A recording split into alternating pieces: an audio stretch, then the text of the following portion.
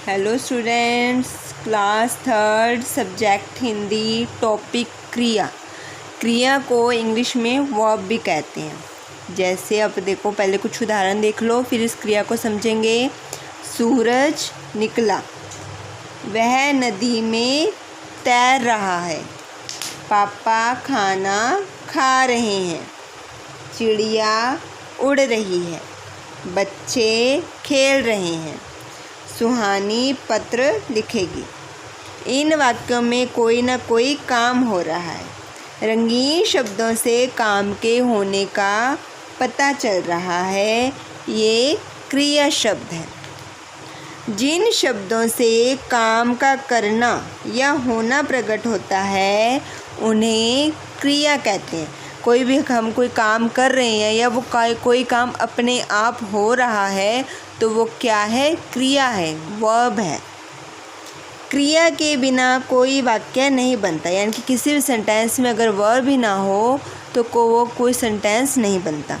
जैसे गेंद से, क्या गेंद से? Don't know.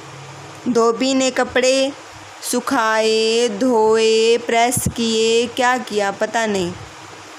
दादाजी अखबार पढ़ रहे हैं, उठा रहे हैं, देख रहे हैं, क्या कर रहे हैं, कुछ समझ नहीं आ रहा, तो ये सेंटेंस कंप्लीट नहीं है। छोटा बच्चा नाच रहा है, खा रहा है, गा रहा है, बोल रहा है, देख रहा है, नाच रहा है, क्या कर रहा है, कुछ नहीं पता चल रहा। ठीक है, ये वाक्य अधूरे हैं क्योंकि इनमें क्रियाएं नहीं हैं। क्रियाएं जोड़ते ही ये पूरे हो जाएंगे।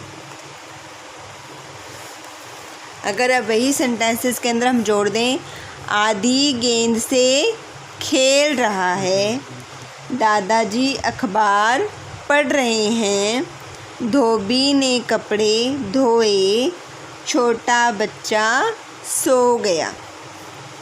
अब ये वाक्य क्या है? पूरे हो गए, क्योंकि इन वाक्यों का जो अर्थ है वो हमारी समझ में आ रहा है।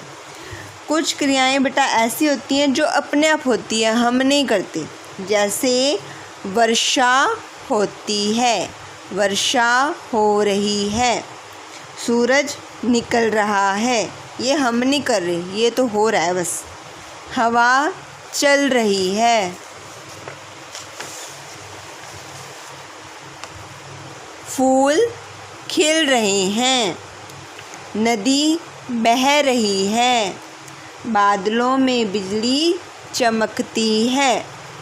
दूसरे नंबर पे क्रिया जो आती है वो है किसी के द्वारा की जाने वाली क्रियाएं, यानी कि कोई हम करते हैं या फिर कोई हमारा जानकार करता है।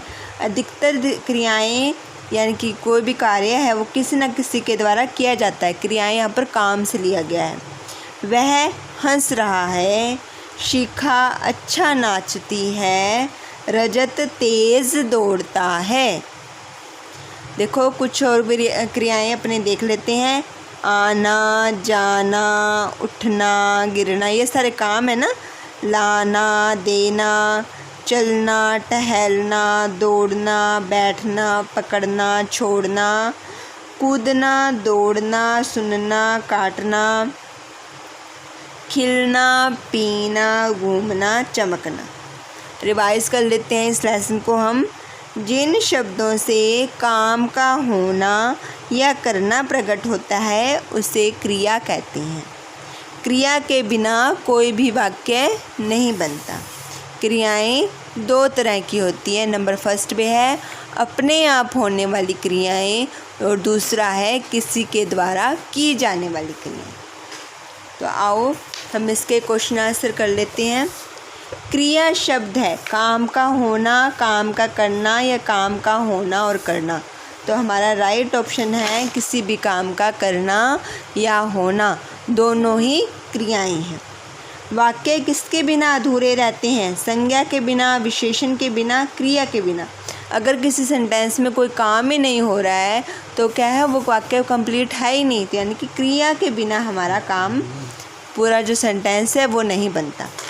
क्रियाएं कितने तरह की होती हैं? एक तरह की, दो तरह की या तीन तरह की? दो तरह की होती है, अपने आप होने वाली क्रियाएं या किसी के द्वारा की जाने वाली क्रियाएं। नीचे क्रियाओं के नीचे अंडरलाइन लगानी है। आसमान में चांद निकल आया। निकल आया जो शब्द है ये जो है एक क्रिया है, निकलना। दादी ने हमें एक कहानी सुनाई। सुनाना जो है वो हमारी क्रिया है। वह नदी में नहा रहा है। नहाना है, कोई इंसान वो काम को कर रहा है तो वो नहाना एक क्रिया बन गई। बिल्ली ने चूहा पकड़ लिया। ये जो पकड़ना है ये क्या है, हमारी क्रिया है। नेक्स्ट है बूढ़ा आदमी धीरे धीरे चल रहा है। चलने का काम कर रहा है वो चलना हमारी क्या होगी, क्रिया होगी।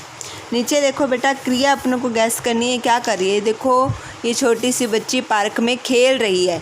पूरा सेंटेंस नहीं लिखना, सिर्फ क्रिया लिखनी है। तो ये कौन सा काम कर रही है, खेलने का। तो हमारी क्रिया क्या होगी, खेलना। ये देखो पक्षी आसमान में उड़ रहा है। तो ये हमारी कौन सी क्रिया हो गई यहाँ पर, उड़ना। देखो बालक पढ़ रहा है, तो हमारी क्रिया क्या हो गई इसमें, पढ़ना। मैं आशा करती हूँ कि आपको ये चैप्टर अच्छे से समझ आया होगा। Thank you very much.